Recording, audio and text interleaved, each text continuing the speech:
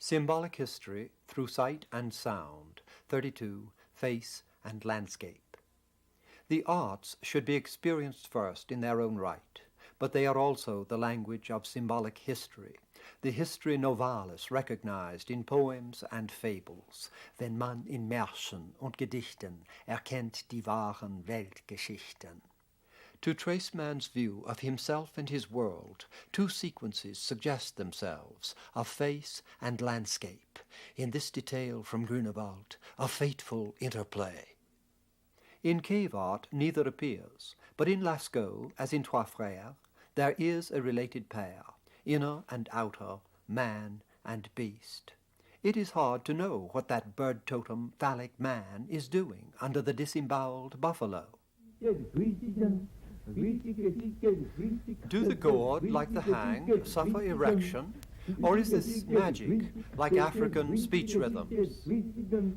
One thing we note.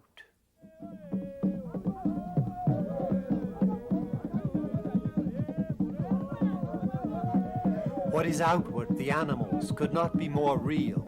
What is human wears the disguise of mask.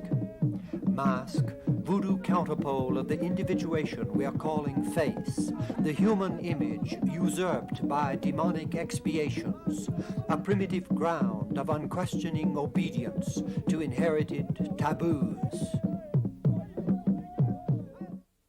Out of ritual surrender, face appears.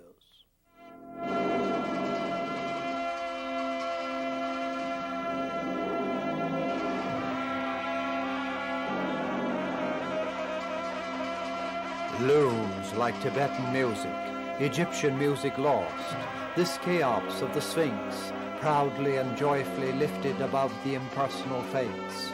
No accident these first pharaoh statues are records of immortal soul, of Ka, in the eternal serenity of a temporal command.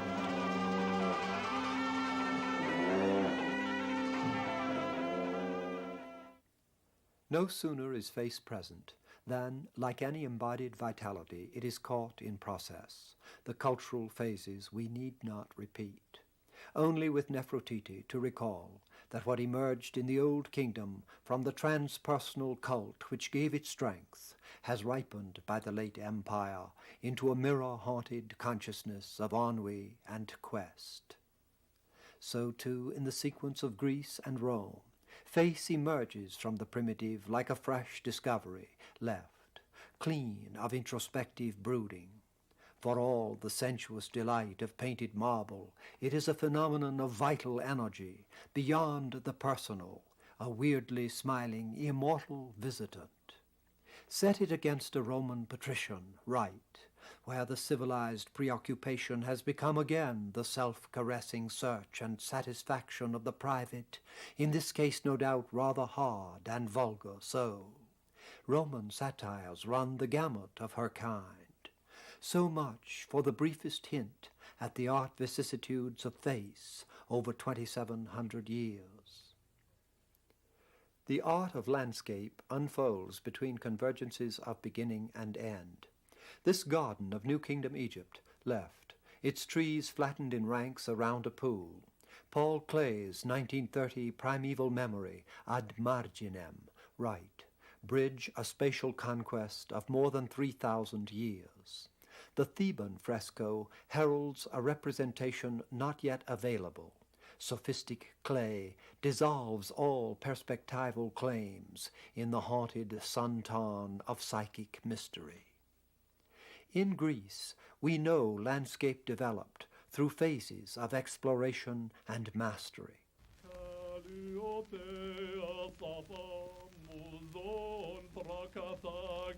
But the examples that remain are Greco-Roman backdrops for an imperial age of luxury and exotic longing, dream evocations withdrawing from the spatial conquest in which earlier artists took pride. Even in the time of Augustus, this illusionistic melting and search for gnosis hints at the abandonment of the earthly kingdom with its cultivation of Phidian ivories and golden bees. It would seem a counsel of despair to turn from the already superfluous challenge of Western history. Yet no treatment of landscape can quite ignore the subtlest tradition of that art. Let this 8th or 9th century Chinese waterfall, attributed to Wang Wei, remind us what a Tao of power was opened there into the deepest forms and moods of nature at a time when the West had suffered barbarian overthrow. In the Europe of those years, in the art of Charlemagne's revival, it is as if a great wind had blown through, Vico's barbaric renewal, reducing landscape refinements to calligraphs of rock, stripping the person also of cultured nostalgias down to the skeletal energies of ascetic faith.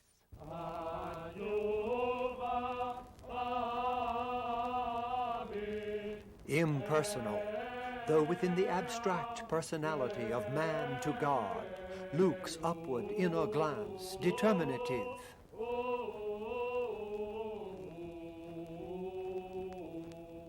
This is the Dark Age creed containment within which the new temporal forces develop and articulate themselves. And first, to hint in three faces at the whole Western systole and diastole. 1250, Uta of Naumburg, from the century of the German romances, Tristan and Isolde. The later unfolding of self and love is nascent in the medieval ground, a longing heightened by timeless suspension. Uta at once a legendary queen on a cathedral facade, and a cressid of secret love, as sensuous as the fold of the robe on the cheek. As with Dante's Paolo and Francesca, all that would inform the romantic novel is prefigured, the more hauntingly for the enigma of its loyalties.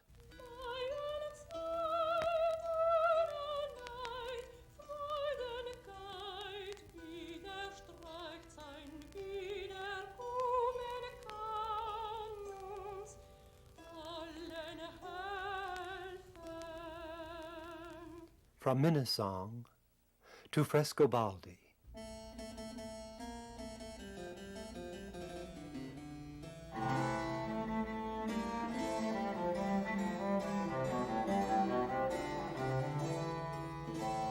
A jump of almost 400 years, and the personal and individual claims which vivified the Middle Ages under the paradox of denial have stepped from the Thomistic frame to issue their culminant proclamation of secular command. Rubens, Earl of Arundel, in the confidence of late Renaissance and Baroque, the will to power magnifying self and world.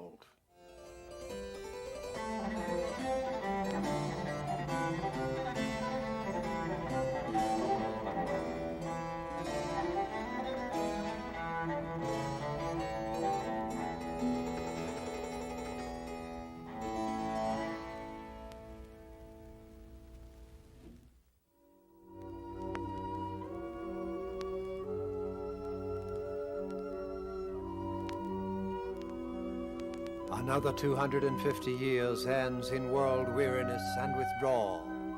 The self has looked into the self, and behold, vacua et inana sedes.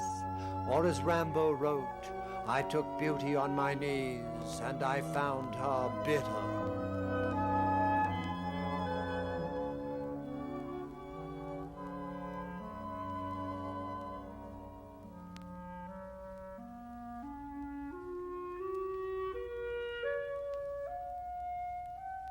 Here is Gauguin as the old Adam toying with the vine snake, but by the halo he is new Adam too, and how ambiguous a martyr.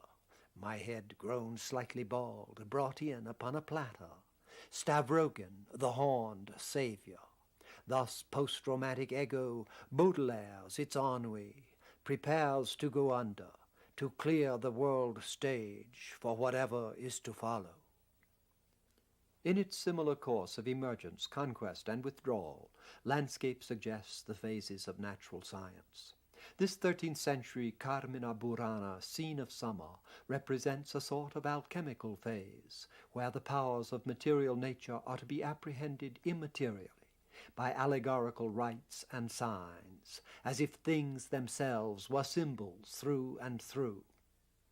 By the 14th century, the landscape opens out, with a transitional creak of hinges, to the panoramic expanse of Lorenzetti. As in Petrarch's ascent of Mont Ventoux, we hang between prophetic space and spaceless symbol. Today I climbed the highest mountain in this region, Ventoso. There is a summit higher than all the others. I looked around me. Clouds were gathering below my feet. The Rhone River was directly under our eyes. But he dissolves the vastness in allegory, opening his Augustine to read the countertext. And men go to admire high mountains, ocean, stars, and lose their own souls. It is the residual non-dimensionality of Gothic. As we approach 1500, in the notebooks and drawings of Leonardo, scientific thought and the landscape are simultaneously transformed. The new mode of apprehension is spatial and causal. With an exploratory rush of delight, thought enters the world fabric, participating in its rational order as tested and confirmed by the senses.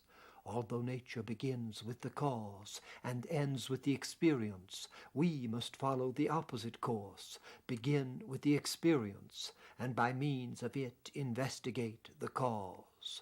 Universal law is reached for, though not yet captured, in equations. That conquest is the achievement of high Baroque. In science, causality is pursued to the Newtonian synthesis of the world. In this Bernini sketch, what for Blake would become the mere ratio of the senses, the sea of time and space and bondage of nature, is celebrated exactly for its formulable nobility, the spatial recess triumphant with the rayed determinism of light. With Friedrich, after 1810, the same methodic space, still glorious, has become the phenomenal veil, to be penetrated, as in Faust's rapture of following the sinking sun, by infinite longing. The world, says Coleridge, of such hues as veil the Almighty Spirit, when yet he makes spirits perceive his presence. Since the hunger for the infinite is also a death wish, the pictures become hymns to death, as in Hölderlin's Abendphantasie. And there, in light and air, let grief and love flow from me, und möge droben in Licht und Luft zerrinnen mir Lieb und Leid. Though no one had observed it yet, the turning point to the mysterious universe had occurred also in electrophysics. No scientist sought the paradoxes that lurk already under Faraday and Maxwell. The artists did not say they were going to stop representing nature. With the Impressionists, it was to represent it more precisely, the reflection of light at such a place and such a time. With Cézanne, as in these gardens from his last years, to exhibit the geometries that underlie the visible, to treat nature, he said, by the sphere, cone, and cylinder. Yet the net result, as in the increasingly refined abstractions of electric field, probability, wave theory, relativity, and quantum mechanics, was the dissolution of the spatial and causal scene. The sequence now again, in more detail, portrait-like face, and represented nature. We begin about the year 1000 with the virtual negation of what we seek.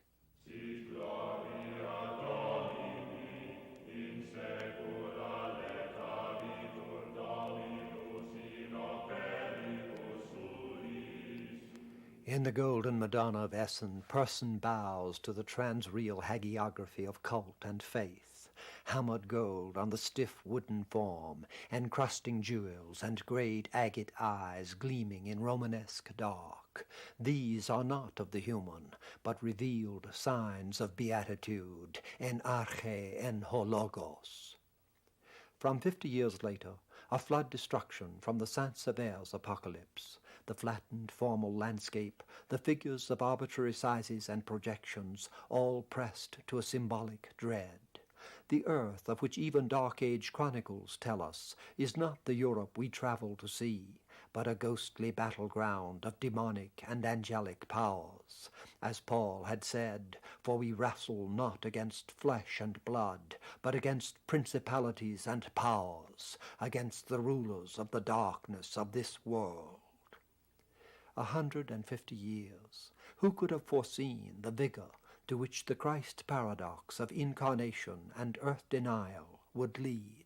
How much body the heaven vector would entrain, lifting over burgeoning towns 300-foot towers of stone. Under the vaulting porches of Chartres, the great prophets loom into time, yet all that human force assumes the eternal severities of the sacred frame, canonical, hierarchical. It is the Gothic incorporation of the mortal into the city of God, Perotin.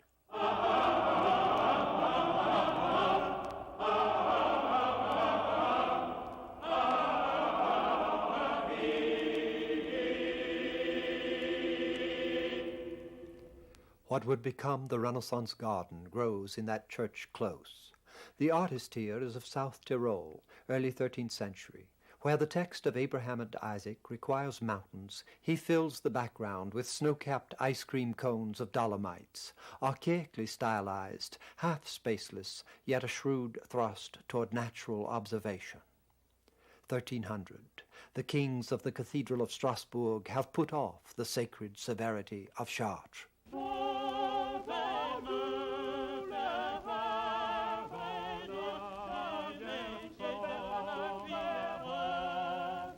We are already on the late Gothic road to Chaucer's squire, a lover and a lusty bachelor. In the loosening faith world of this Fauvel, Occam and Meister Eckhart, the individual and secular surge with vitality, though strength has still the lean, bare fifth enigma of floating in the mystery it serves.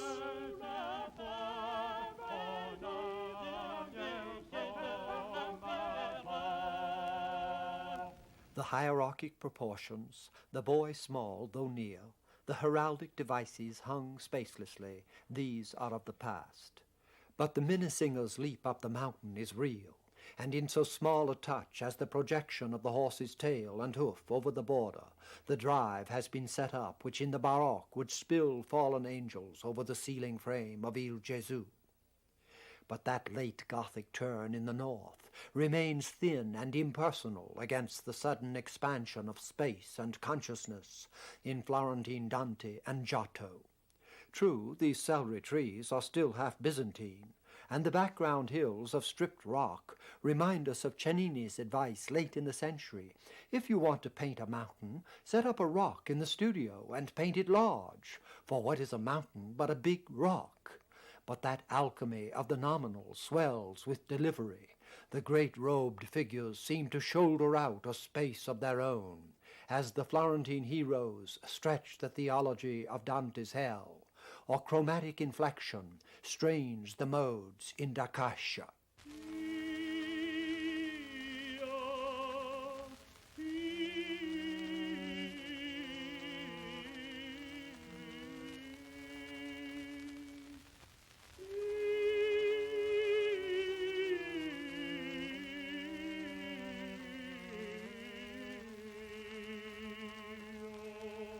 The landscape here would be the Lorenzetti panorama, which we have already seen, while Orcagna's self-portrait in his 1359 Death of Mary speaks the rise of secular person in the time of Boccaccio, the kind of person, no doubt, who at the end of his life will repent and make his retractions with Petrarch and Boccaccio and Chaucer, yet so life-oriented that it is only the lingering, quaint enigma of faith suspension which distinguishes this late medieval from early Renaissance.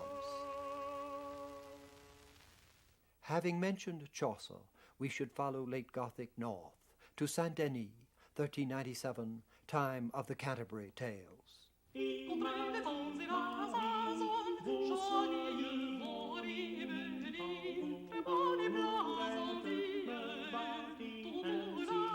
The aesthetic refinement of Italy livens to realistic vigor, but the suspension we have spoken of, that all temporal and secular values are emergent, gives this character the cleanly observed force and moral ambiguity of Chaucer's warty-nosed miller, wanton friar, or hunting monk with his eyes rolling in his head, a gusto which would hardly survive post-Renaissance responsibility.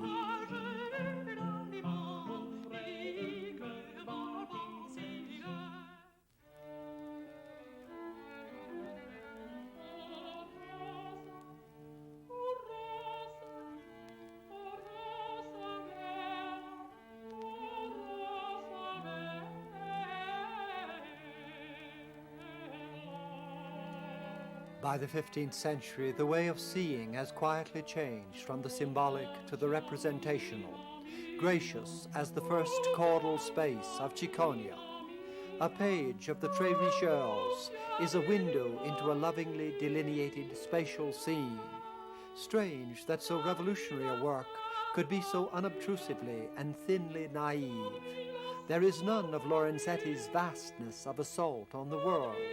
It is as if from that great spread, details had been trimmed and perfected in the early Renaissance mode, where the sign of the 14th century was a residual bare ambivalence. Here it is the last innocence of Gothic, which makes no proclamation of the ultimate value of the new way.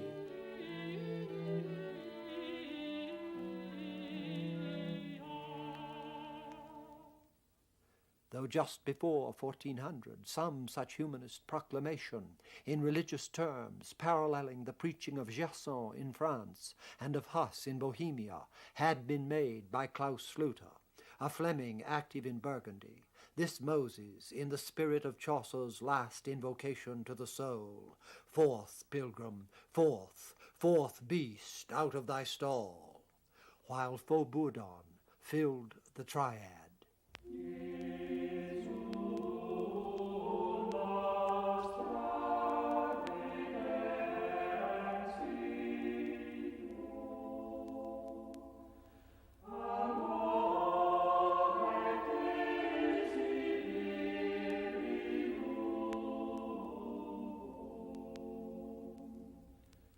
By 1425, the cutting edge of Renaissance was being honed in many parts of Europe.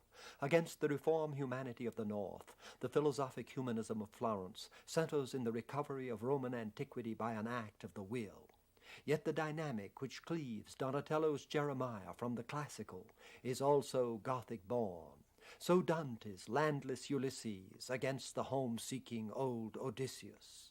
As for music, the star of that Florence was Flemish Dufay.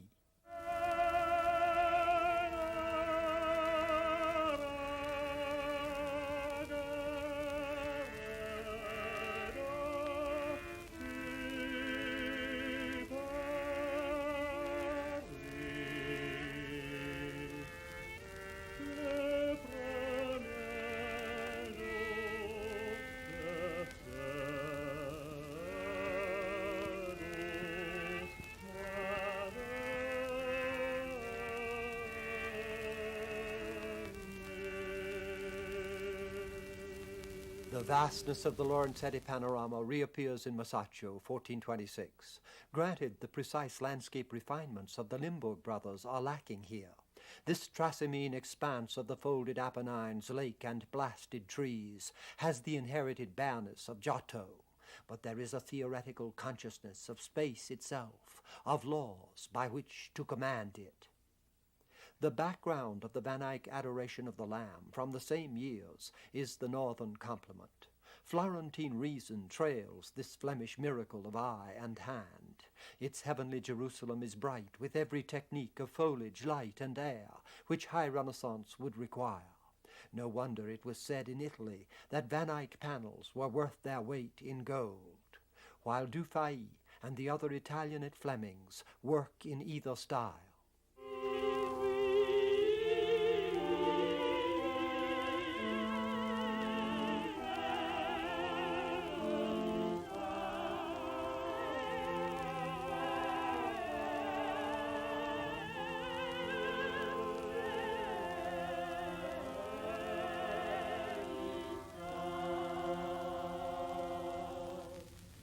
The boldest explorations of 15th century retain the sharp focus of insularity. Here a French chivalric miniature of about 1465, representational naivete and daring meet in the gold-leaf sun, casting long shadows toward us from the trees. We approach the humanist perfection of what is still the Middle Earth, transitional, Cusanus, privative infinity of space and time. So there is a 200-year sequence from Dante to Machiavelli, the proud emergence of heroes in hell.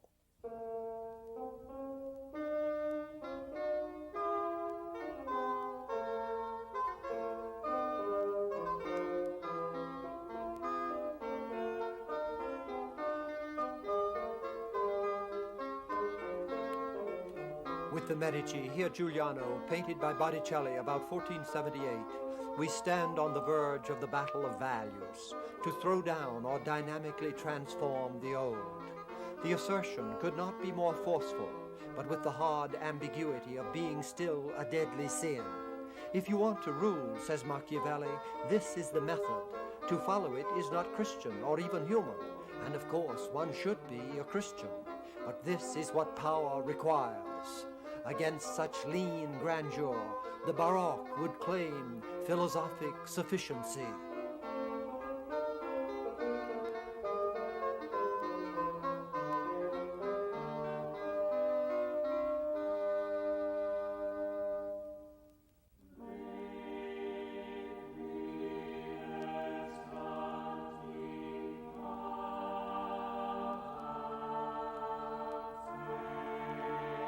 With Leonardo, as with Josquin after Ockegham's puzzle canon, we seem to have arrived at that godlike condition.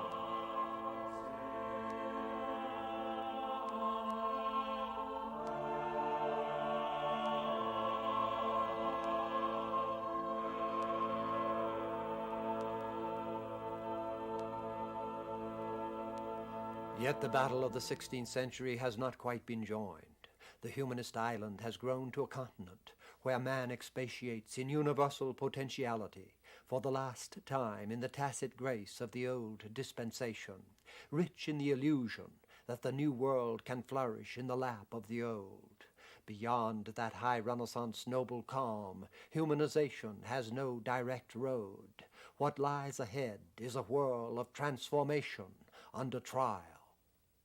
Landscape, too, in Dürer's Watercolor of Trent, from the glowing years before 1500, the youthful genius on his way to Venice reached a point beyond which realism, as the harmonious filling in of Gothic perception, could go no further.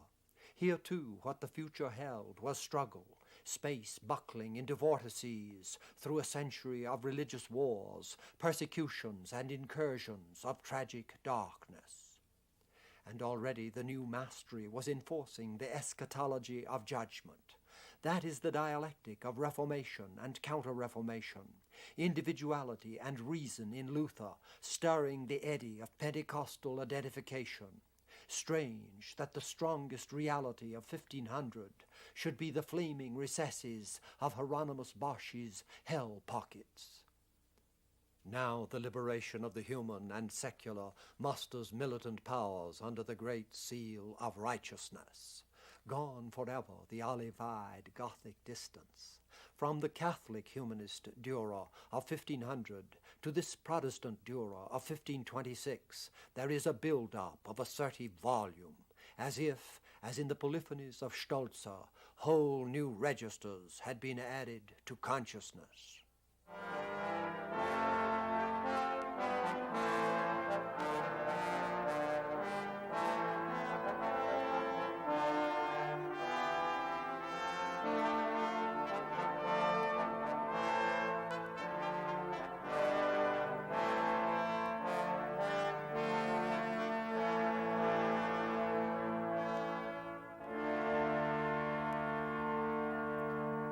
No less in Altdorfer's 1529 Battle of Alexander, the Magellanic rondure of the curved earth wheeling under the sun and moon as the empire of Persia falls. Even the sign against the heraldry of the Minnesinger manuscript hangs with fluttering drapes in real space from the picture frame.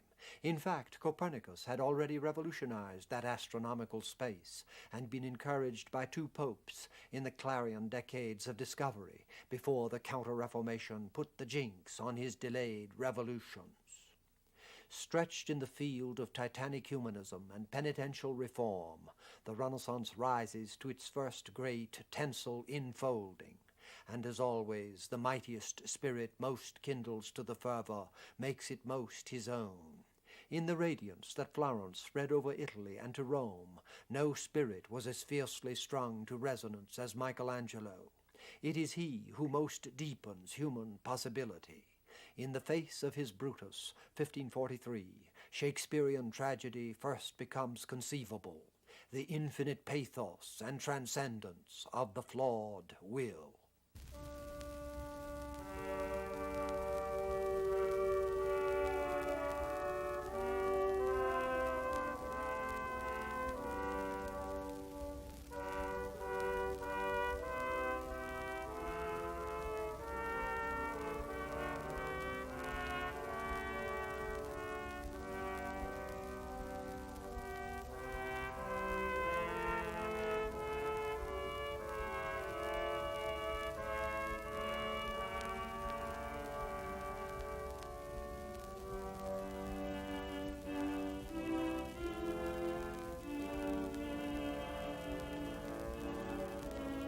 Past the midpoint of a century of tragic storm, artist after artist runs the course from early works harmoniously auspicious to deeper immersion in the enchafed flood. Here Bruegel's last picture on the proverb of the barrel and the hell-mouth whale, a desperately weathered sea sorrow to become a prevalent theme in Shakespeare.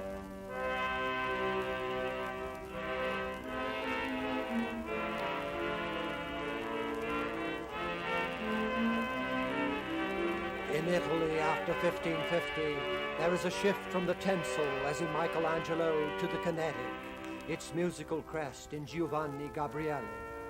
With this early Tintoretto, the always increasing pride of person exhibits itself as an opulence of electric fire, flashing in the also increasing and pervading world dark.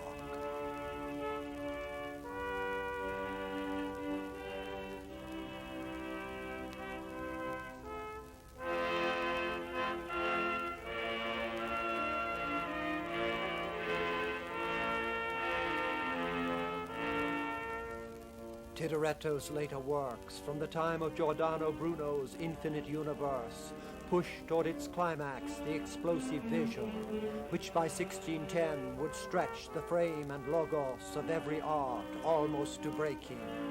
Nature a discharge of phosphorescence, the wind-heaped water under a sky of rage.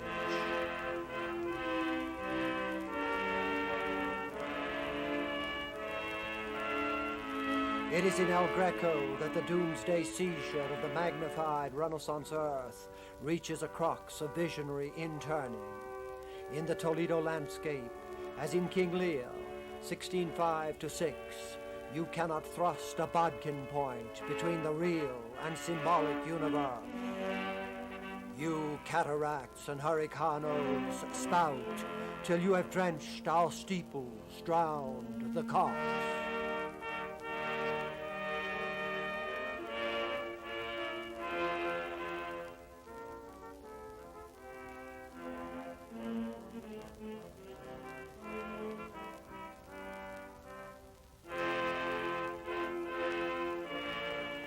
At the same time, form and face undergo a tragic dissolution, as if all human glory and nothingness had met.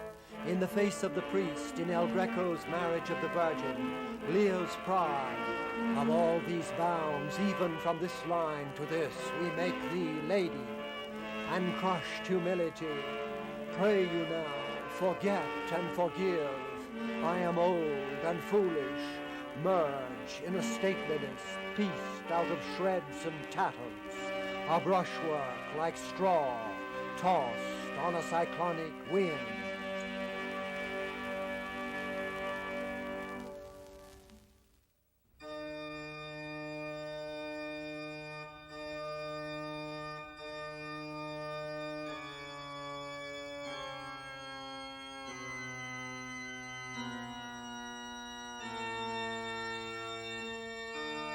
Yet the kinetic spirals of mannerism were exactly the crucible in which the tactile and volitional formulations of Baroque were being explored. No sooner is 1600 past than from Italy northward, here Caravaggio, the expanding world, as in the chromatics of Symbolic, coagulates into the rhetoric and histrionics of reasoned command, though a reason like Galileo's, schooled by brute fact and tenebrous pain.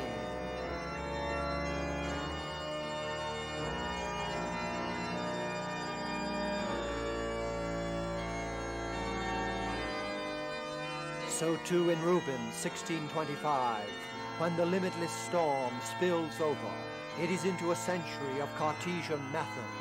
A critical point has been passed, like that between Shakespeare and Ben Jonson. In the dynamism of release, the energies, rational or emotional, have precipitated from the realized apocalypse to the apocalyptic real. From the equivocal might and exploratory transhumanity which make Lear unfathomable, Person by early Rembrandt, 1629, gathers itself into a philosophically validated, space-investing will.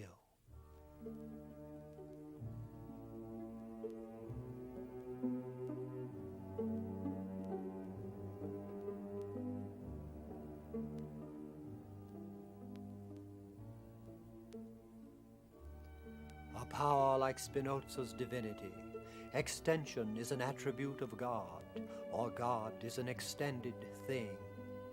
And it is by the formulable soul of light that this Miltonic introspection presents itself in the glory of spatial bondage, a reasoned justification of the ways of God to man, destinate as Pachelbel's canon Passacaglia.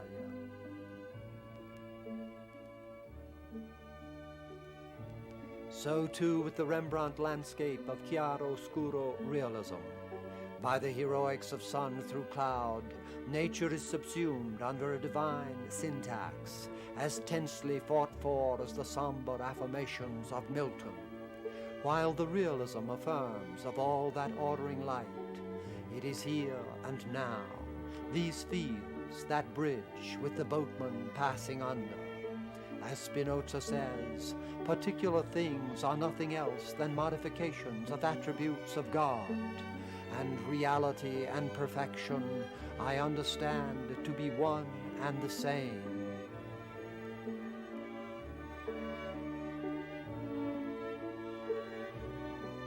The most impassioned Baroque assertion has an aspect of reasoned mastery, even in Pascal, where Cartesian reason undercuts itself. But in the great souls of the mid-century, here Velasquez, it is just some Pascalian affinity which saves the art assertion from flagrant pride, a continuing antinomy of the poignance of space and the pathos of reason.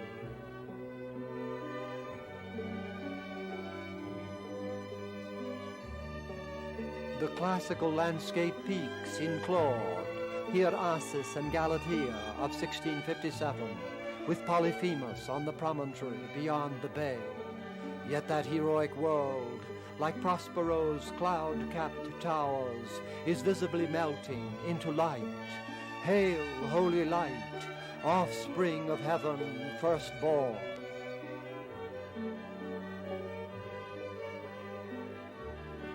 That which is overpushed recoils. It is in the French court of Louis XIV that the Baroque assertion swells to a point from which it could only break to the ridiculous. And it was only Rome that could offer in Bernini the virtuoso brilliance to boost the king image to an all-time sublime without letting it slip.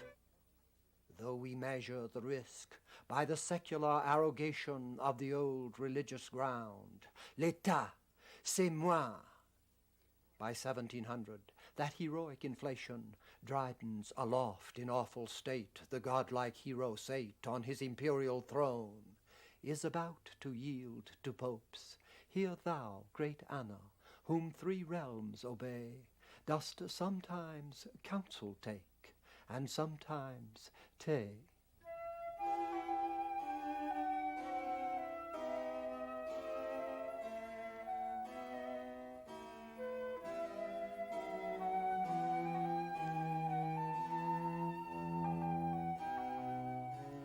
Thus the Baroque yields to Couperin, thus Nello's Matthew Prior, even in the robes and pose of the Vaunt, turns the flourishes of expression and light into Swiftian mockery.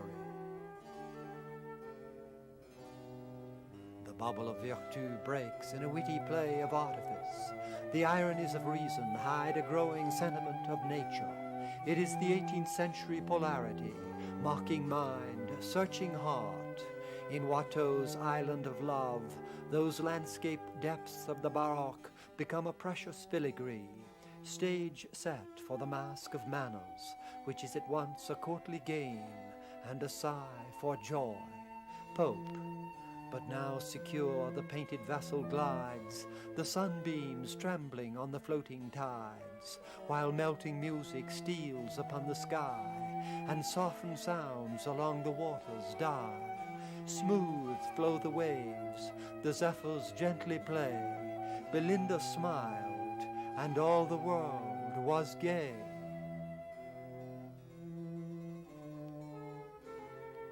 The artifice of landscape, espaliered into park, seems fulfilled in Boucher's 1746 fishing scene, an arabesque of trees, clouds, and stream. Yet through that china veil, the cult of Rousseau begins to touch everything with dream.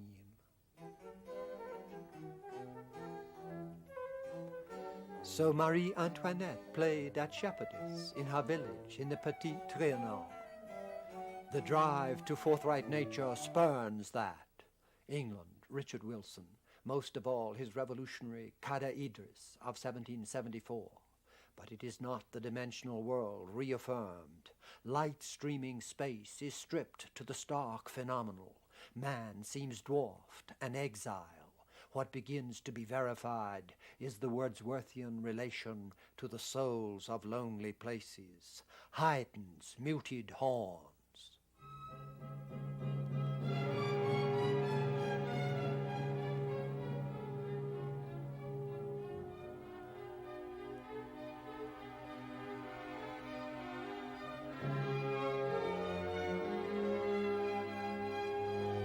The mid-century rift between genteel convention and the natural man of heart is nowhere stronger than in Germany.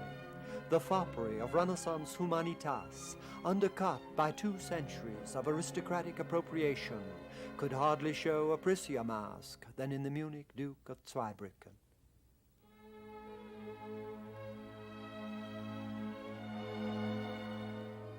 While the young artist Mengs, sketching himself about 1750, reminds us that Rousseau's intuition held the seeds both of revolution and romantic. The social contract, man is born free and is everywhere in chains. And the confessions, the austere Jean-Jacques, serious citizen of Geneva, became again the lovesick shepherd. And seeing nothing in existence worthy of my enthusiasm, I sought nourishment for it in an ideal world.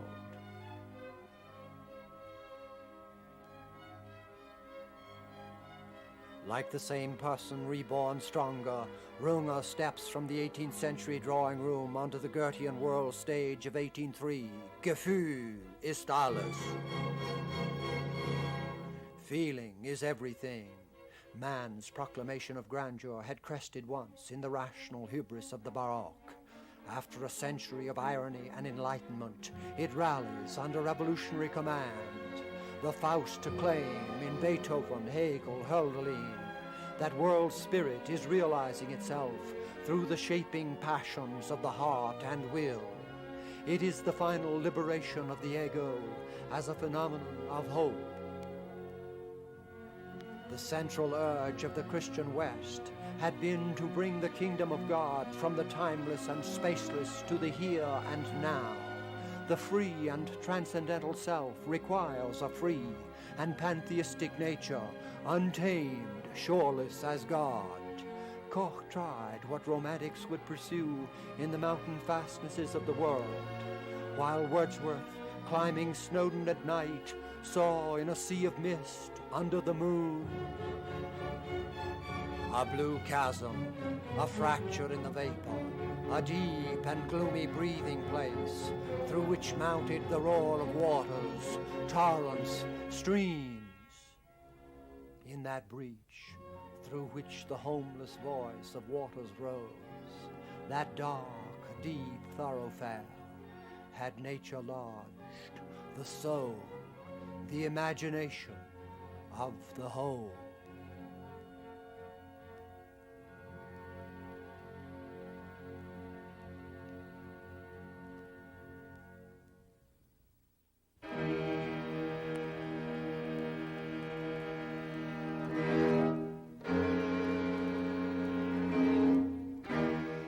Nothing takes us deeper into the night brooding of early romantic than the face of Caspar David Friedrich, German landscape mystic of 1810.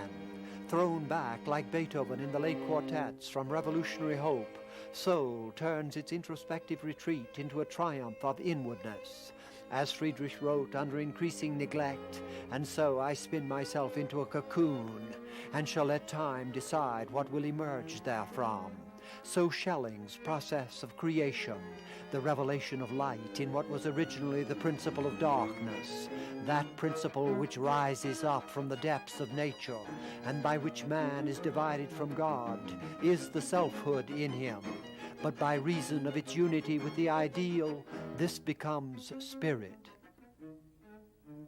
Against the landscape of ordered harmony, the 18th century lord of the manor secured in the Lockean propriety of fruitful ground, Friedrich abandons ownership altogether. Earth and all begin to eclipse like the moon into figments. As in Goethe's Walpurgis Night, we have gone into the spheres of dream and magic.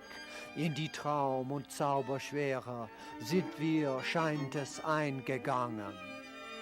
How variously landscape now veers back to the visionary, abstract, revelational. In Spain, Goya's 1820 fantastic vision from the Quinta del Sordo launches the older techniques of crisis, 1600 El Greco, 1700 Magnasco, toward the modern.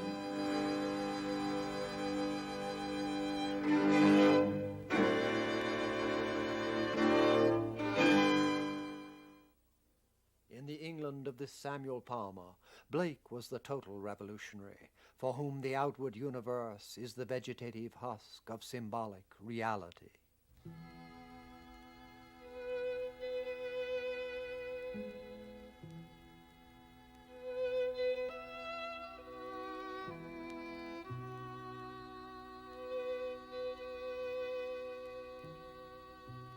But landscape as such was more cultivated by the disciple in those Shoreham pictures of 1826 to 30, time of Schubert, when Palmer's youth was marvelously possessed by Blakean imagination.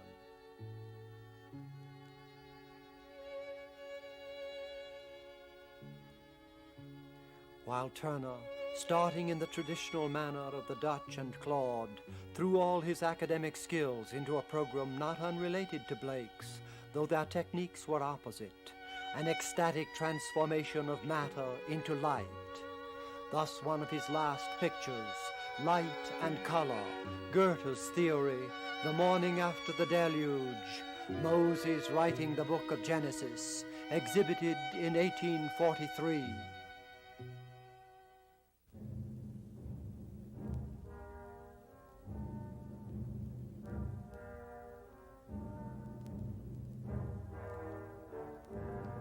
Not that Napoleonic assertion was a thing of the past.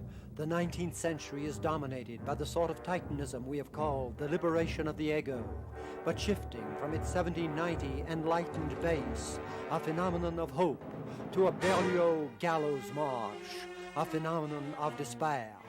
This 1826 Delacroix portrait has absorbed Faust's satanic compact with Byron's pageant of the bleeding heart. Rousseau's pain has eroded his natural good. one begins to wonder how far the human boast is suicidal.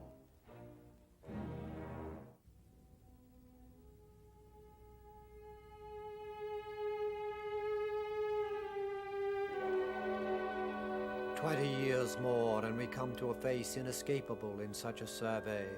The Courbet self, paired in cycles with Flaubert on world sickness and a coming dark age.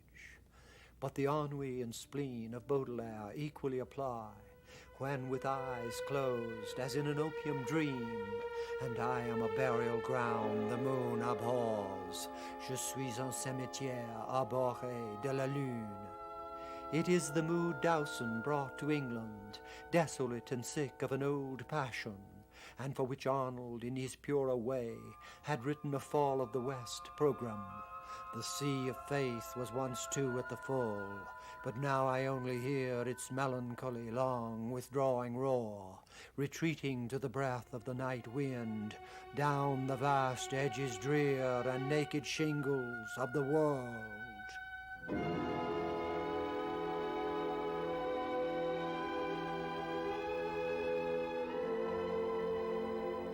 Landscape takes up the Dover Beach burden. Berkeley suffuses each rock, wave, and cypress with Tristan and Isolde lushness of Sehnsucht, as in the phrase Eliot calls for the wasteland, Öd und leer das Meer, or elsewhere from Nerval, j'ai rêvé dans la grotte où nage la sirène. Here the art problem of the century becomes inescapable. Blake and even Goya had challenged the outward order. With bourgeois consolidation, realism also regrouped itself, as if to affirm our place in the dimensional. But its message is the reverse, is Rilke's, that we are not very much at home in the interpreted world. So how long can the techniques caress that world with the oily touch of Baudelaire, Wagner, and Berkeley? The soul is almost at cleavage, raised as Yeats saw Nietzsche, from the romantic Gaia toward another, where rocky face laughs in tragic joy.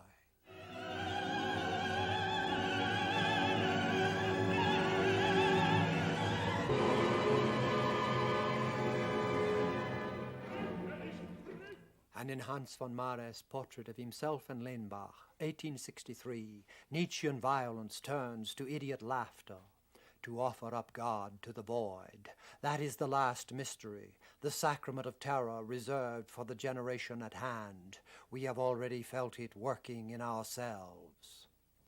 From that bituminous immersion, Impressionism, by a shift of attention from the self to the science of light and air, drew Monet and the rest from the visceral wake of Wagner and Zarathustra into the plain air of Argenteuil and Provence, the rainbow of broken color, like a Fauré scherzo, an art of delight.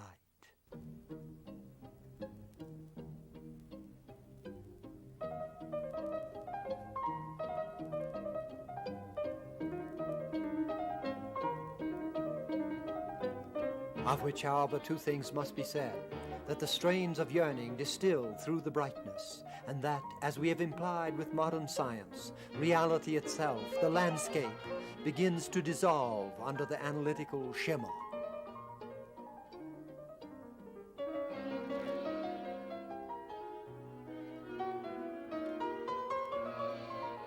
Thus Renoir's 1876 portrait of Monsieur Choquet slips quietly beyond Mares' confidence man's smile. What the palette clothes in wistful gaiety is man's withdrawal from the temporal field, as in Verlaine, ils n'ont pas l'air de croire à leur bonheur, et leurs chansons se mêlent au clair de lune. They have the air of not believing in their own happiness, and their song is mingled with the light of the moon, while Fauré yields to Debussy.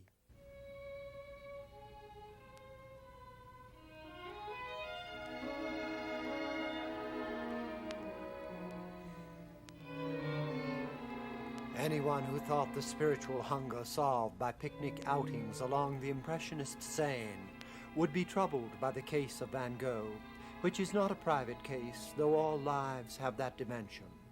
From the den of the potato eaters, he took the release of broken color and went south, risking the manic lark from the corn, to plunge with his brighter plumage into despair. As Hopkins, the same years, shreds the canons of utterance for urgency. I am gall, I am heartburn, God's most deep decree. Bitter would have me taste, my taste was me. Bones built in me, flesh filled, blood brimmed, the curse. Ecstasy and anguish have broken realistic depiction. Again Hopkins, our evening is over us, our night whelms and will end us. Where of a world where self-wrong, self-strong, sheathed and shelterless, thoughts against thoughts in groans grind. The trump of doom sounds again in the frenzy of private vision. In the first decade of this century, Cézanne's abstraction of the visible world into geometry was carried all the way in analytical cubism, partly, as in this Picasso, taught by what was most primitive, the African mask. This demolition and discovery still rides the Nietzschean soothsaying wave. So the futurists, and like young lions we go pursuing death, with Rilke, George, Hesse's Damien, Irish revolutionaries and world socialists too, hailed the Superman call to the shrapnel liberation of war.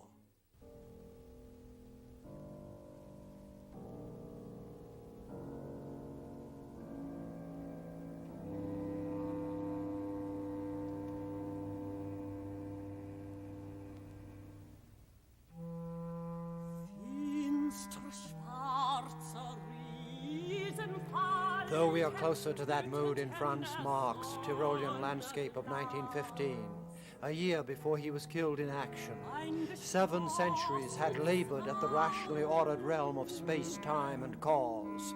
It was a release now, a yea saying to sacrifice it on Pierrot Lunaire's altar of Heraclitean fire. Every angel is terrible, wrote Rilke, yet woe is me, I sing you down, almost death-dealing birds of the soul, knowing what you are. Jeder Engel ist schrecklich, und dennoch weh mir, ansing ich euch, fast tödlicher Vögel der Seele, wissend euch.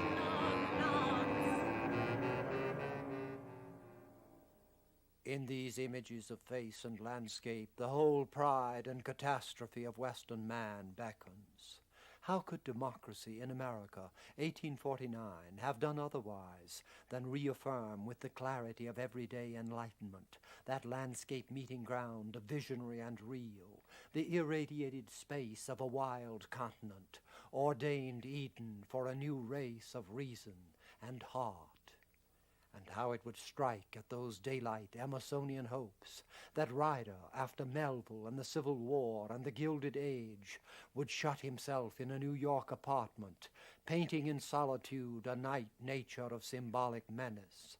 El Greco's Toledo and Goethe's Walpurgis Night win back in an American haunted by the sea.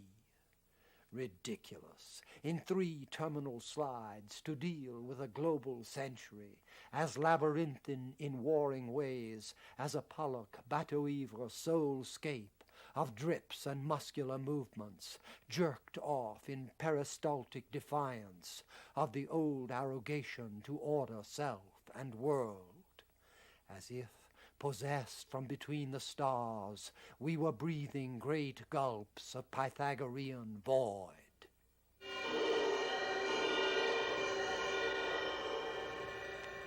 If this is the space we operate in, we must search with Earl Brown in music for other modes of operation.